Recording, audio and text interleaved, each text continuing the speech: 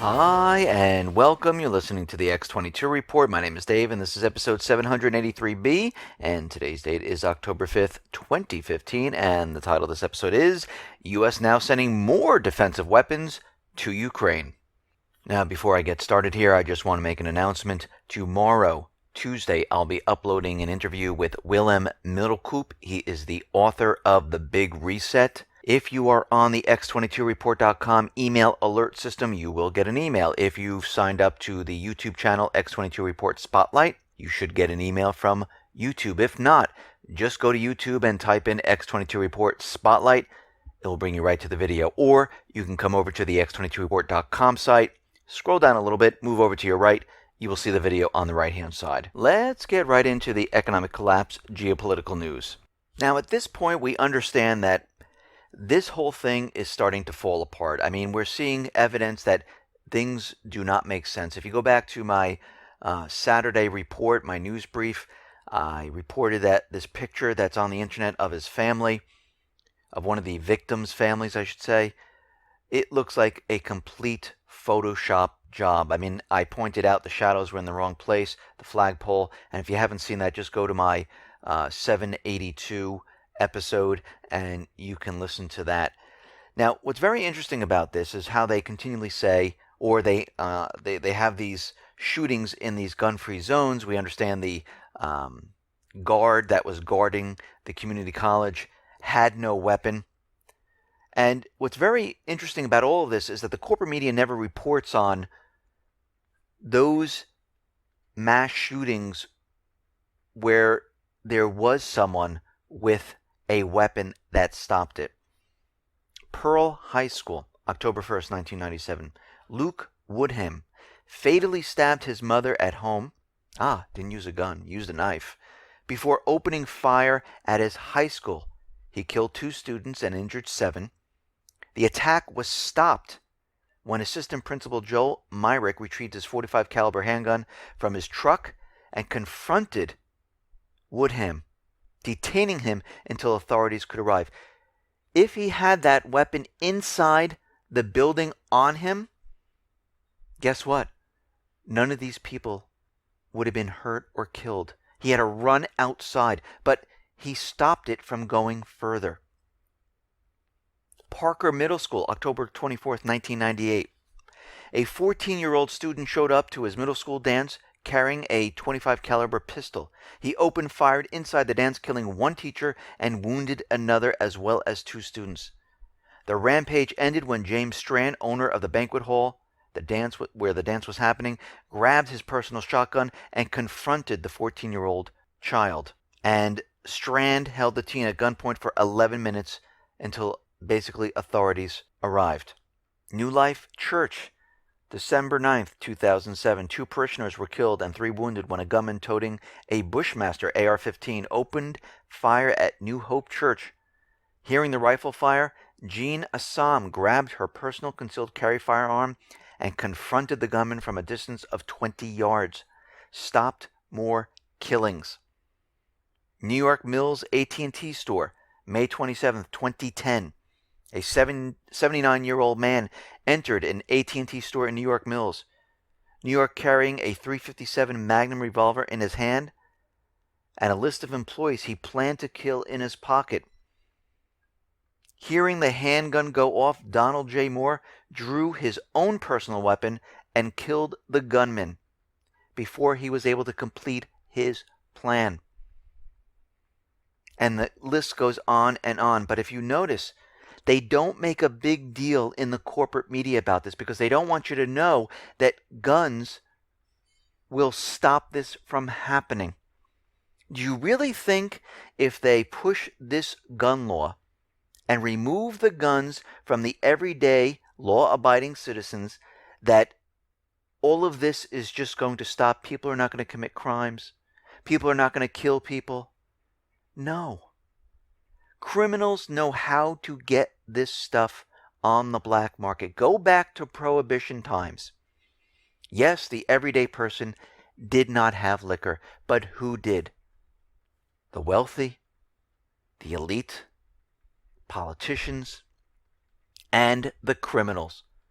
There was a black market. This is why it didn't work. The same thing with weapons. The criminals will get it. The everyday person will not. And if you look at the statistics, all these shootings happen in gun-free zones where nobody has weapons. And where there are people that have weapons, they are stopped. But the corporate media, they don't want to report on this kind of stuff. Now, since we've had this community college shooting, the FBI is out now fear-mongering everyone. They're giving some warnings at Philadelphia colleges and universities. They've been alerted that there could be a threat against campuses, and it could happen anytime this week. They're hearing chatter. They have no specifics, but everyone should be afraid. And you can see what they're doing. It's almost like terrorism. Now they're trying to use this to convince everyone that this is going to happen at universities, colleges. Now, if they cannot pass this gun law, yes, you will see the next shooting, the new staged shooting, ramped up. Because Obama already promised that he wants a gun law passed. They want the UN Arms Treaty. They want that passed. And he's continually pushing more and more executive orders that mirror the UN Arms Treaty. And right now, his staff is looking at creating more executive actions on guns. The White House is considering whether President Obama can take executive action to enforce stronger gun control measures. Of course, he has a pen, he has a paper. He figures he could do whatever he wants. So he's pushing his team to figure out a way that he can make this into a law, because the executive order only controls the executive branch and those agencies under it. It's not really a law. Just like with immigration. If people come over the border, he's instructed all the agencies that report to the administration not to do anything, not to send them back. But he can't make this a specific law saying everyone's allowed over the border. But he's looking for different ways to try to make this a law, and he has his team working on it right now. And I think he forgot that we have the Second Amendment. And these amendments cannot just be changed. It has to be changed by the people from each state, and there has to be a majority. And right now, we're not even close. So all these laws that they're creating are meaningless. They're null and void. Because the Second Amendment cannot be infringed upon, cannot be limited. So these are all meaningless. And this is why they continually create them, because they know they cannot have a law above the Second Amendment. So they have to try to say, oh yes, now you have to do this, now you have to do that. And all they can do is try to limit it. But that's even null and void. Now, out in England, there was a crowd of about 60,000 anti-austerity protesters in Manchester. And what was very interesting about all of this, and people started to notice, that there were snipers on the roofs who were watching them. Now, is this a coincidence that they just happened to be there and they just wanted to observe them? I don't think so. Why would you bring in snipers to observe a peaceful anti-austerity protest? And the activists, they spotted them. There were several snipers along the route, and they were quick to report it on Twitter. They even took some aerial shots of the snipers. And I guess that's why they don't want drones, because those drones that the everyday person would fly would give away all the positions of the snipers, if you really think about it. And this is just completely unbelievable that at a peaceful protest, which people are allowed to do, that they would have snipers standing by. And then, if you remember Occupy Wall Street, the same thing was happening.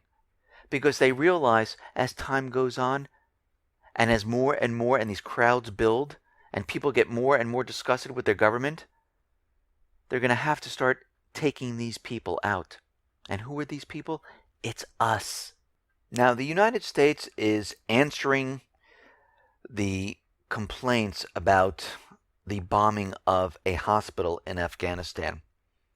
And right now, as the way the United States government central bankers work, they are pointing the finger away from themselves and over to Afghanistan, where they're saying, the Afghan forces, they asked for the bombing of the hospital.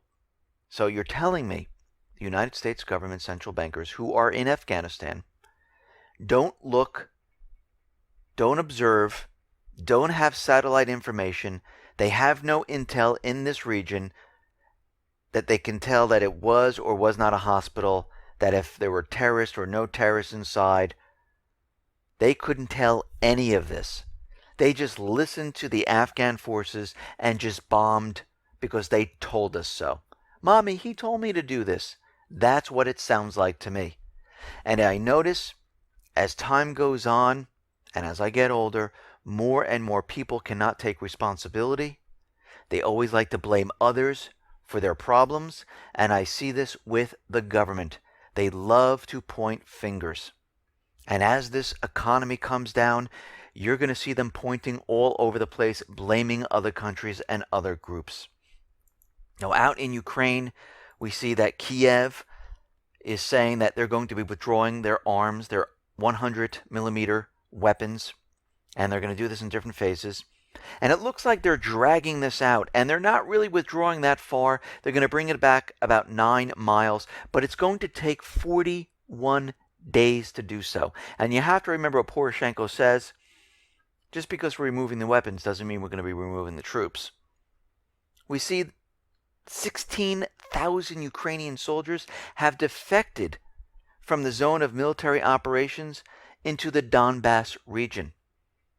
Many carried their weapons and said, okay, you know something, we're fighting our own people, I can't do this anymore. And they completely said, I'm leaving.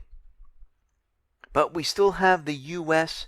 in there training the forces, training the National Guard, training the armed forces. We have the U.K. there. We have other countries there. And this is while the Minsk II ceasefire agreement is being pushed, which means no foreign governments with their troops can be in Ukraine. But it looks like it doesn't abide. It looks like the U.S. and other forces don't abide by it. They don't care. And we're seeing that Poroshenko, he wants the Ukraine people in the southeastern region to delay their elections. They don't want elections held right now, but under the Minsk II ceasefire agreement, they are supposed to have elections at this point in time. Poroshenko said control over the Ukrainian-Russian part of the border has to be regained before the end of the year. The process has to be completed before the end of the year, before changes to the Constitution are adopted. And we know what happens at the end of the year. The ceasefire expires. And he wants control of the borders before the constitutional law goes into effect. Do you think they're going to try to push an offensive at this point? It's starting to look like that. The United States right now, they are bringing in new defensive weapons. Under the Minsk II ceasefire, where everyone's supposed to be pulling back their weapons and there's supposed to be peace, the United States decided, you know something, we need to deliver new models of defensive weapons to Kiev. And we know covertly there are lethal weapons coming in. We know there's lethal weapons coming in from other countries. So President Obama went out and he signed an executive order on delivery of new weapons to Ukraine, and these are being delivered.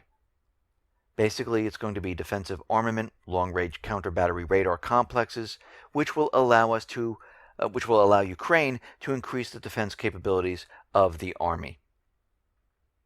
At the same time this is all happening, we see the missile defense destroyer USS Porter will be entering the Black Sea on Tuesday to support partners in the region. The ship's operations in the Black Sea are meant to enhance maritime security and stability, readiness, and naval capability with our allies and partners. And the Porter is an Arleigh Burke class destroyer carrying RIM 161 standard missiles. And basically, it functions as part of the Aegis ballistic missile system. So we see we have another destroyer in the Black Sea. Again, they only can stay in there for 21 days under the Montreux Convention, because right now the U.S. is not a state actor in the Black Sea, so they only can keep their ships in there for 21 days, and then they have to be removed. We see NATO right now, they're having one of the biggest war game drills going on in the last 13 years. I mean, there's 36,000 international troops from 30 states, including non-NATO nations, participating in the drills, which are taking place at sea, in the air, and across the territory of 3 European states. This is Trident Juncture 2015, and these will last until November 16th. And this will include 60 warships, 200 aircraft, and it is just gigantic. So the whole purpose of this drill is to train, to test NATO response force against Russia. That's what they're doing here. They're practicing. NATO is going to open a counterintelligence center in Poland by year end. Out in the Middle East, we see the Prime Minister of Yemen. He has warned the Houthis they need to surrender now. The Houthis still control the capital, but it looks like the ground forces of Saudi Arabia, Qatar, and other countries are pushing in and trying to retake the country, because once this country is taken over with a puppet government that the United States puts in there, the United States government central bankers will do whatever they have to put that government back into power. They do not want the people to have the power. They need control of it. The biggest thing they're worried about is having the oil being sold, not using the dollar. If the people take over the country, guess what? They might say, okay, we're going to use the yuan. We might use the ruble, gold, silver, anything but the dollar. And if that happens, other countries will not need to keep the dollar in reserves. The dollar will float back to the United States. And then we will see hyperinflation. And the whole petrodollar system completely implodes on itself. Now we see out in the corporate media, they're continually saying Russian aggression. They're saying that Russia's not hitting the Islamic State. Turkey now is saying that Russia warplanes violated its airspace, and it's all over the corporate media, which is very interesting because Turkey right now is in negotiations to sign the Turkish Stream pipeline with Russia come this December. So they're working on a deal, but we have the corporate media and the U.S. government pushing the meme that Russia flew into Turkish airspace. Well, the United States flew into Syria's airspace without their permission. Turkey flew into Syria's airspace without permission. Turkey flew into Iraqi airspace without permission. So is this really a big deal at this point? I don't think so. I think they're making this a much bigger deal.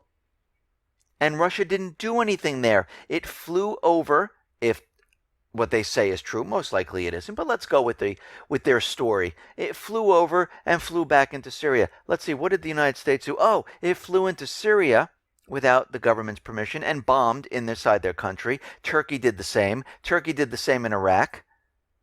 Very interesting.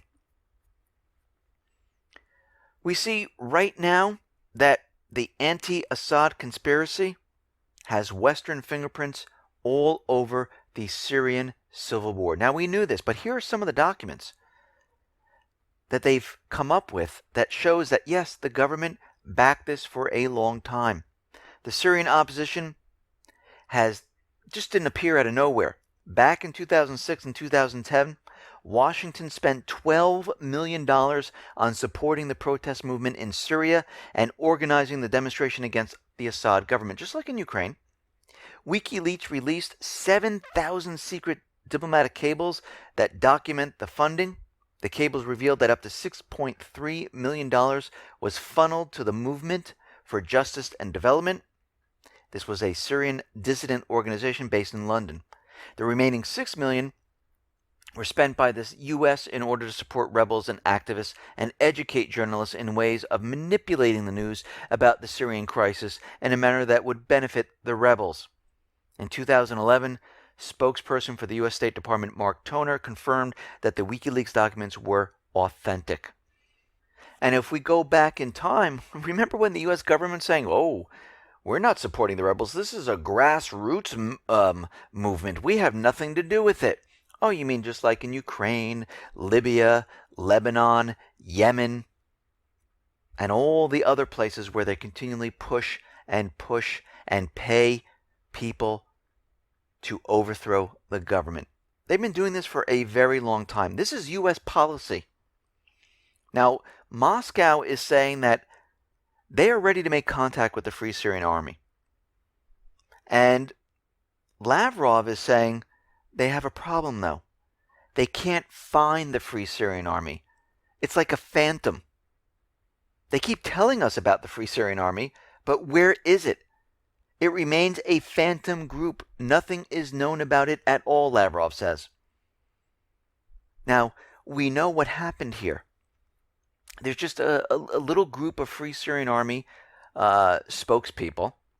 The rest of that army is really the Islamic State.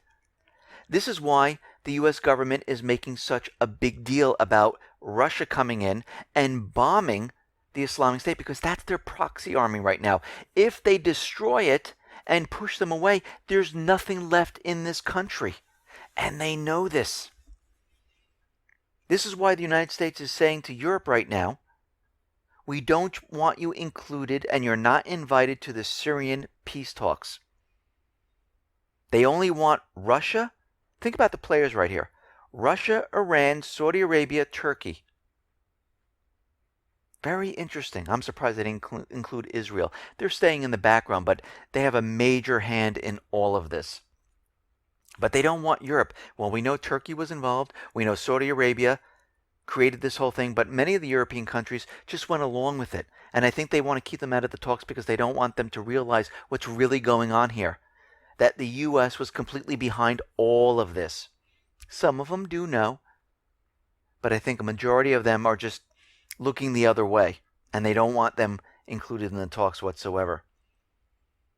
Now, Russia is saying that if things accelerate here, and there are problems, they will put up a naval blockade.